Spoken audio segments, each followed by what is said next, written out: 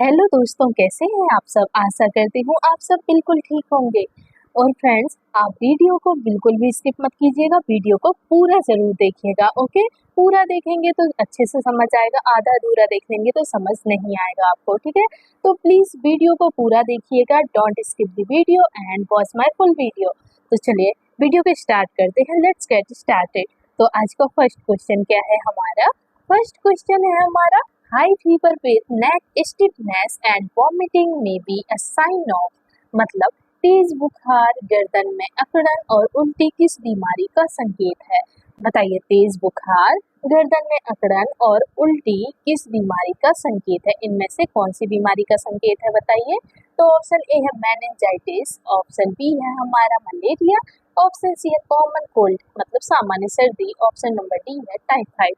तो बताइए, तेज बुखार कौन सी बीमारी में आता है, गर्दन में अकड़न कौन सी बीमारी में होती है, उल्टी कौन सी बीमारी में होती है? बताइए, ये सभी एक ही चीज कौन सी बीमारी में पाए जाते हैं? गर्दन में अकड़न, उल्टी और तेज बुखार किस में आता है? राइट आंसर क्या हो जाएगा इसका? तो राइट आंसर लिख लीजिए इसका, ऑप्शन नंबर ए, मेनिंजाइटिस में कौन सी रोग में होता है, कौन सी बीमारी में होता है? तो मेनिंजाइटिस जो बीमारी होती है उसमें तेज बुखार, गर्दन में अकड़न और उल्टी का संकेत है। ठीक है, तेज बुखार, गर्दन में अकड़न और उल्टी का संकेत होता है मेनिंजाइटिस बीमारी में। ठीक है, तेज बुखार, गर्दन में कठोरता या जकड़न बोल सकते हैं आप उसे, और उल्टी मेनिंजाइटिस मतलब कि मस्तिष्क का व्रण।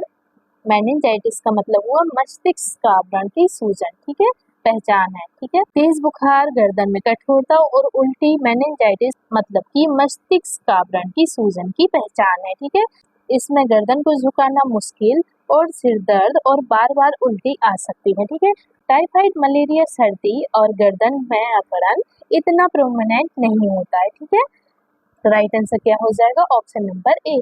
चलिए नेक्स्ट क्वेश्चन पर आते हैं। क्वेश्चन नंबर आता है टू क्वेश्चन है हमारा, frequent body aches with mild fever in an adults are most likely due to, मतलब वयस्क में अक्सर हल्का बुखार और बदन दर्द किसका कारण हो सकता है? बताइए, वयस्क में है अक्सर, बताइए वयस्क में अक्सर हल्का बुखार और बदन दर्द किसका कारण हो सकता है? किसका कारण होगा? तो ऑप्शन ए है वायरल इन्फेक्शन मतलब कि वायरल संक्रमण, ऑप्शन बी है बोन ट्यूमर मतलब कि हड्डी का ट्यूमर, ऑप्शन सी है डायबिटीज, ऑप्शन डी है जॉइंटिस मतलब पीलिया।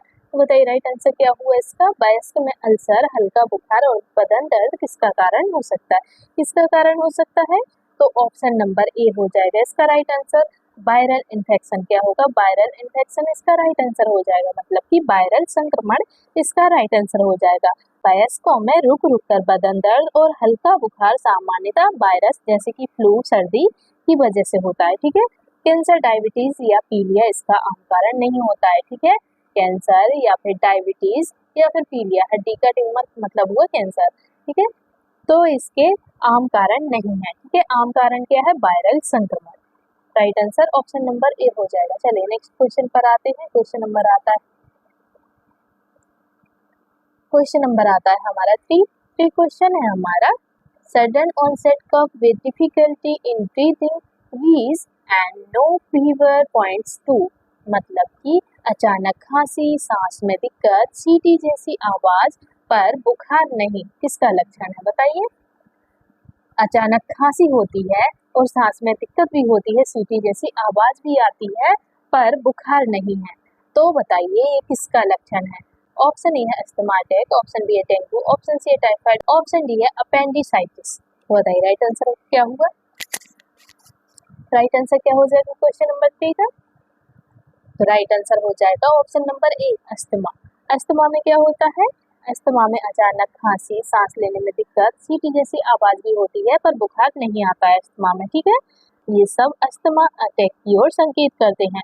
डेंगू, टाइफाइड और अपेंडिसाइटिस में ना ही खांसी होती है, ना ही सांस लेने में दिक्कत होती है, ना ही सीटी जैसी आवाज आती है। ठीक है, तो राइट आंसर ऑप्शन नंबर ए हो जाएगा। चलिए नेक्स्ट क्वेश्चन पर आते हैं। क्वेश्चन नंबर आता है फोर क्वेश्चन है हमारा, which is the least likely complication of untreated high fever in children, मतलब कि बच्चों के उच्च बिना इलाज वाले बुखार की सबसे कम संभावित जटिलता कौन सी है? बताइए बच्चों के उच्च बिना इलाज वाले बुखार की सबसे कम संभावित जटिलता कौन सी है? ऑप्शन ए है हमारा फेब्रिल सीजर मतलब कि बुखार में झटके।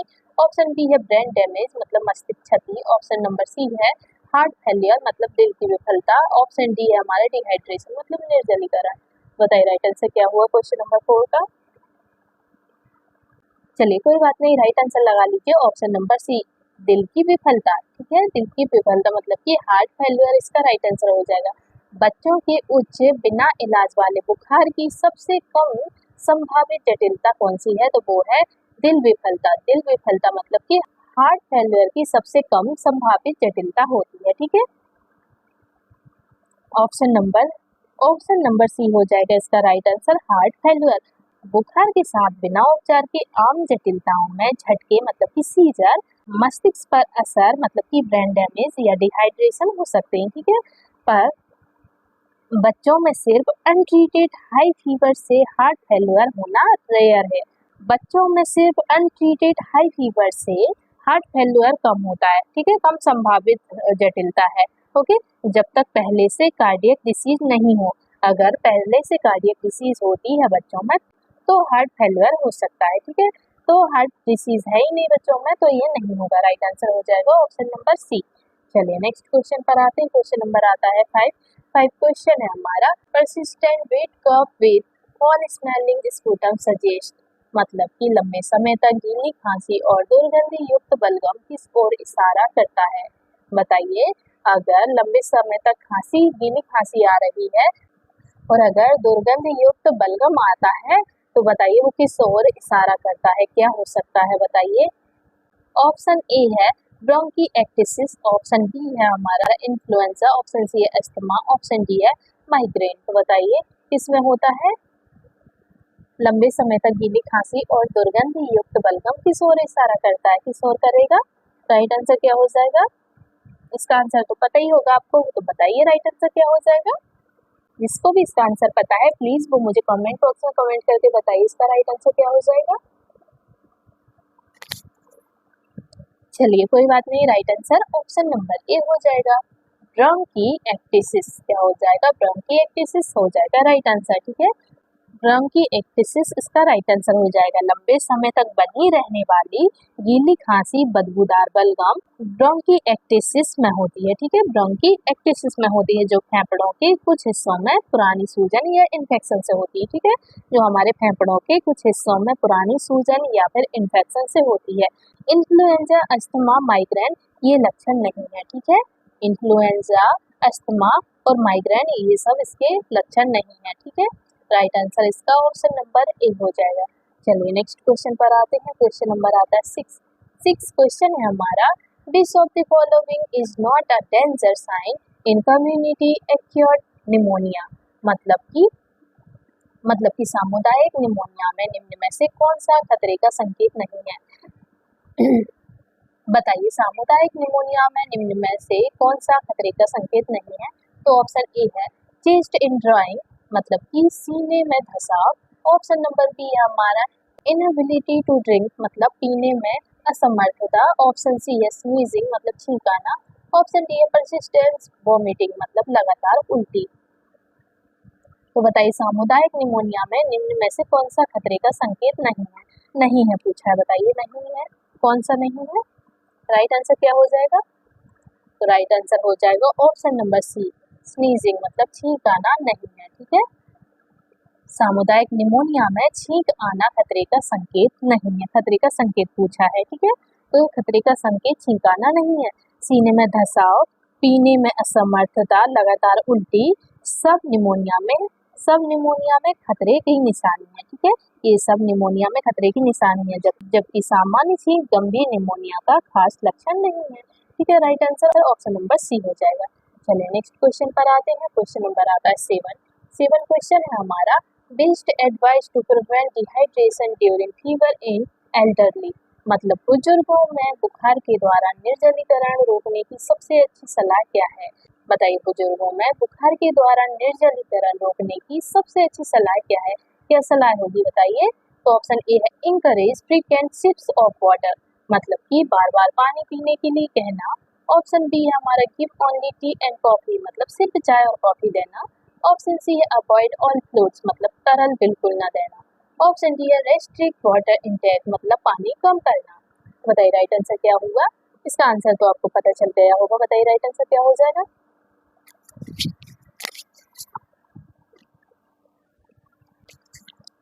क्वेश्चन नंबर 7 का राइट आंसर बताइए क्या होगा?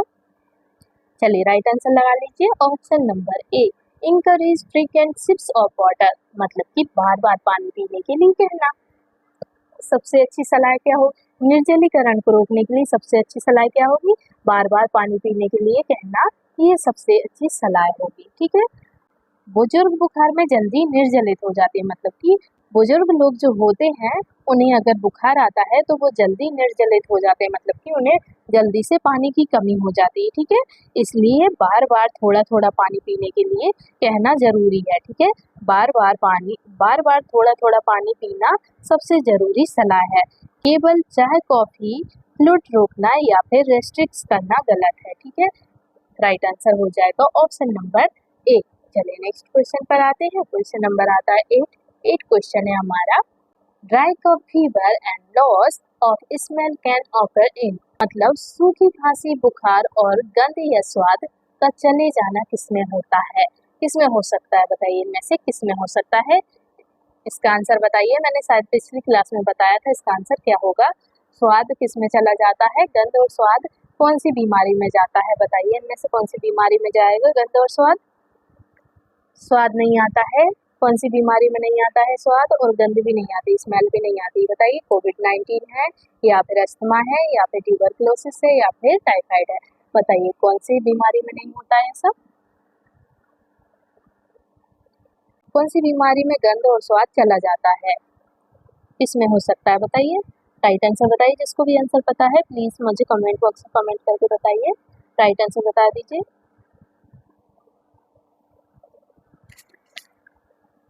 चलिए कोई बात नहीं, राइट आंसर लगा लीजिए। ऑप्शन नंबर ए, कोविड-19। कोविड-19 में क्या होता है?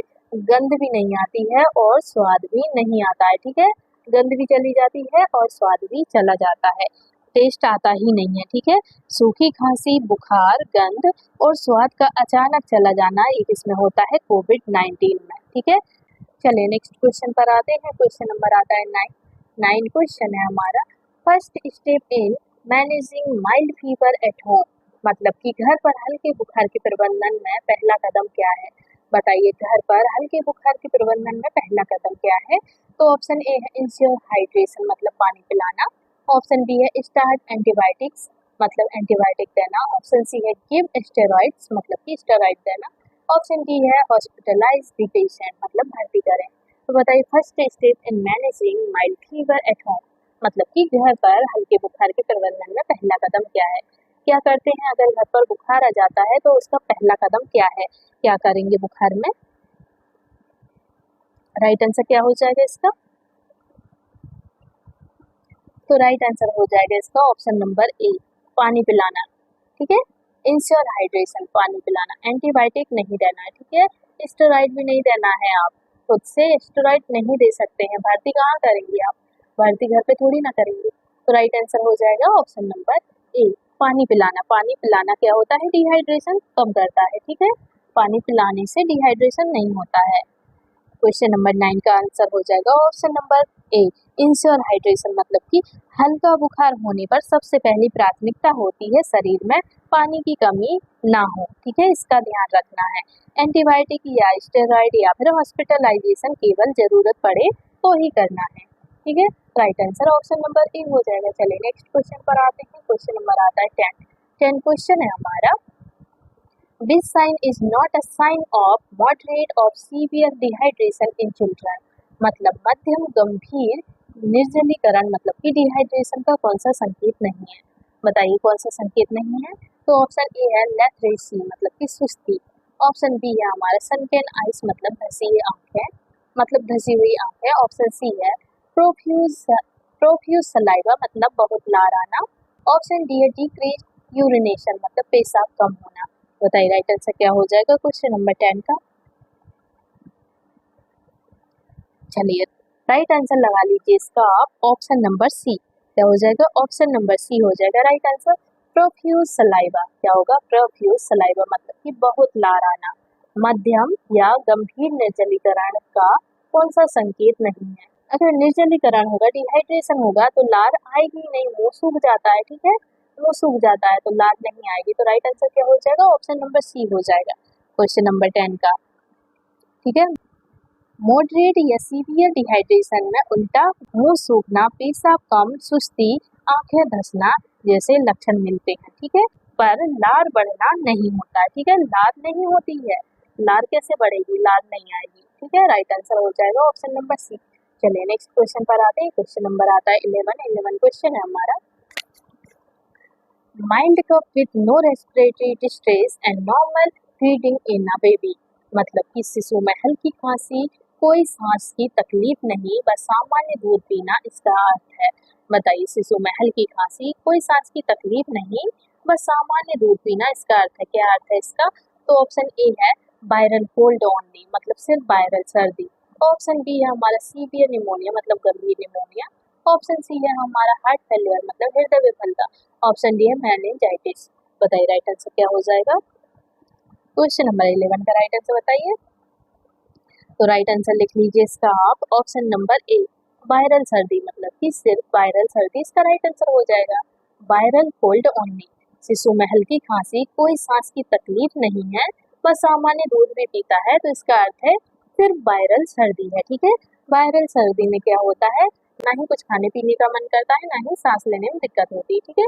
तो राइट आंसर हो जाएगा ऑप्शन नंबर ए, ऑप्शन नंबर ए हो जाएगा। बच्चा दूध ठीक पी रहा है, सांस में तकलीफ या बेचैनी नहीं है, केवल हल्की खांसी है, तो यह सिर्फ वायरल कोल्ड को प्रदर्शित करता है, ठीक है। यह क्या करता है, यह सिर्फ वायरल कोल्ड को प्रदर्शित करता है, ठीक है। तो यह सिर्फ वायरल कोल्ड का संकेत है, ठीक है, जिसमें कोई खतरा नहीं है। राइट आंसर ऑप्शन नंबर ए हो जाएगा। चलिए नेक्स्ट क्वेश्चन पर आते हैं, क्वेश्चन नंबर आता है 12 क्वेश्चन है हमारा। 12 क्वेश्चन है हमारा, commonest non drug method for body एक रिलीफ इन फीवर, मतलब बुखार में बदन दर्द के लिए सबसे सामान्य बिना दवा उपाय क्या है। बताइए, बुखार में बदन दर्द के लिए सबसे सामान्य बिना दवा उपाय क्या है।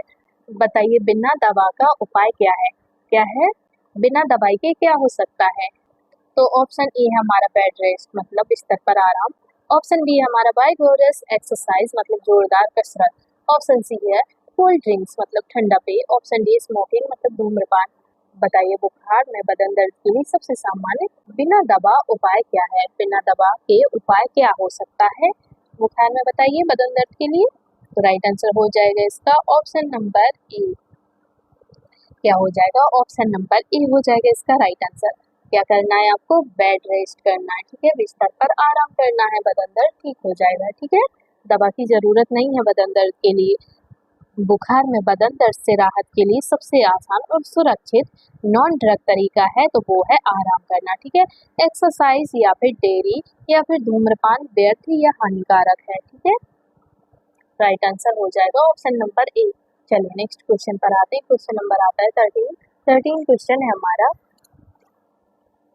This symptom strongly suggests severe respiratory illness in a child, मतलब कौन सा लक्षण बच्चे में गंभीर श्वसन बीमारी की ओर संकेत करता है। बताइए, इनमें से कौन सा लक्षण है जो बच्चे में गंभीर श्वसन की बीमारी की ओर संकेत करता है। तो ऑप्शन ए है ग्रंटिंग साउंड ड्यूरिंग ब्रीथिंग, मतलब सांस में गरगर की आवाज। ऑप्शन बी है माइल्ड रनी नोज, मतलब थोड़ी नाक बहना। ऑप्शन सी है ओकेजनल कफिंग, मतलब कभी कभी खांसी। ऑप्शन डी है नॉर्मल स्लीप, मतलब सामान्य नींद। बताइए राइट आंसर क्या हुआ इसका, कौन सा लक्षण बच्चे में गंभीर श्वसन बीमारी की ओर संकेत करता है, कौन सा लक्षण है बताइए। इसका आंसर पता चल गया होगा, तो बताइए राइट आंसर क्या होगा, आप ही बताइए इसका राइट आंसर क्या हो जाएगा। चलिए राइट आंसर लगा लीजिए, ऑप्शन नंबर ए क्या हो जाएगा, ऑप्शन नंबर ए हो जाएगा ग्राउंडिंग साउंड ड्यूरिंग ब्रीदिंग, मतलब सांस में गरगर की आवाज, ठीक है। गंभीर श्वसन बीमारी की ओर संकेत करता है, तो वो है सांस में गरगर की आवाज, राइट आंसर हो जाएगा, ठीक है। सांस में गरगर की आवाज राइट आंसर हो जाएगा। बच्चे की सांस में ग्रंटिंग या फिर चाहना कि वो जोर जोर से साउंड बनाए यह खतरनाक श्वसन संकट की ओर संकेत करता है। ठीक है, यह क्या करता है, यह खतरनाक श्वसन संकट की ओर संकेत करता है और तुरंत आपको क्या करना है, मेडिकल मदद लेनी जरूरी है आपको। ठीक है, तुरंत आपको मेडिकल मदद जरूरी है। राइट आंसर ऑप्शन नंबर ए हो जाएगा। चलिए नेक्स्ट क्वेश्चन पर आते हैं। क्वेश्चन नंबर आता है हमारा 14।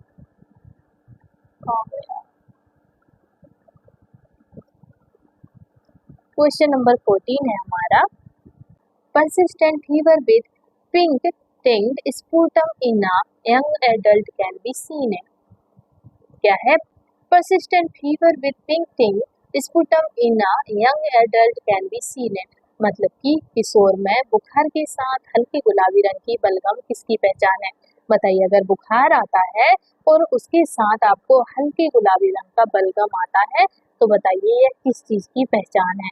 तो ऑप्शन ए है टीबी, ऑप्शन बी है फ्लू, ऑप्शन सी है हमारा अस्थमा, ऑप्शन डी है साइनसाइटिस। बताइए राइट आंसर क्या हुआ इसका, किसका संकेत है बताइए। तो राइट आंसर बता दीजिए इसका जल्दी, राइट आंसर क्या हो जाएगा। क्वेश्चन नंबर 14 का राइट आंसर बताइए।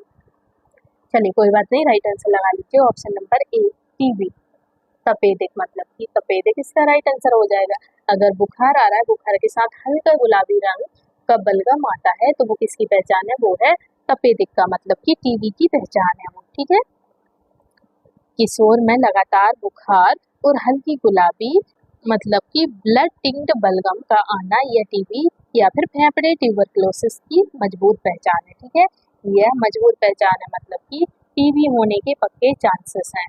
ओके, तो राइट आंसर ऑप्शन नंबर ए हो जाएगा। चलिए नेक्स्ट क्वेश्चन पर मूव ऑन करते हैं। क्वेश्चन नंबर आता है 15 क्वेश्चन है हमारा, which dietary advice should be given to recovering patient after high fever। क्या है, which dietary advice should be given to recovering patient after high fever, मतलब कि तेज बुखार के बाद ठीक हो रहे मरीज को कौन सी डाइट सलाह दें। बताइए कौन सी डाइट के लिए सलाह देंगे तेज बुखार वाले मरीज के लिए। तो ऑप्शन ए है बैलेंस डाइट प्लस फ्लूइड, मतलब कि संतुलित भोजन और तरल। ऑप्शन बी है फास्टिंग, मतलब उपवास। ऑप्शन सी है ओनली स्वीट्स, मतलब सिर्फ मिठाई। ऑप्शन डी हमारा स्पाइसी फूड ओनली, मतलब सिर्फ मसालेदार खाना। बताइए राइट आंसर क्या हो जाएगा क्वेश्चन नंबर 15 का। तो राइट आंसर हो जाएगा इसका ऑप्शन नंबर ए। क्या हो जाएगा, ऑप्शन नंबर ए हो जाएगा इसका right answer. Balance diet plus fruits, मतलब कि संतुलित भोजन और तरल। क्या देना है आपको, बुखार वाले मरीज को आपको क्या डाइट सलाह देनी है, तो संतुलित भोजन और तरल पदार्थ देने की आपको सलाह देनी है। ठीक है, बुखार के बाद रिकवरी के लिए शरीर को संतुलित पोषण और खूब तरल की आवश्यकता होती है। ठीक है, ताकि पुनः ताकत वापस आ सके। ठीक है, ताकि फिर से ताकत वापस आ सके, इसलिए सब दिए जाते हैं। तो फ्रेंड्स ये थे हमारे आज के क्वेश्चन। अगर आपको मेरा वीडियो अच्छा लगा हो तो प्लीज़ मेरे वीडियो को like, comment, share and subscribe जरूर कीजिएगा, ताकि मेरा मोटिवेशन बढ़ता रहे और मैं आगे भी आपके लिए ऐसे ही वीडियो लाती रहूँ। तो चलिए मिलते हैं हम आपसे नेक्स्ट वीडियो में, तब तक के लिए आप अपना ख्याल रखिएगा। Bye bye, take care.